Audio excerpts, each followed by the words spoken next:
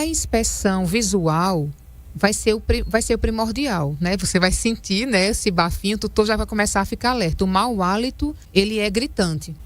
Tem mau hálitos, André, que até quando ele respira, que ele abre a boca para respirar, a gente sente. Então, essa inspeção do tutor é fundamental. Então, você vai abrir a boquinha dele, tem cães que não deixam, tudo bem, mas quando ele late, por exemplo, ou rosna até para o próprio tutor, a gente consegue visualizar e aí consegue identificar esse dente já escuro, esse dente com as placas, essa halitose. Então, tudo começa pela investigação realmente visual.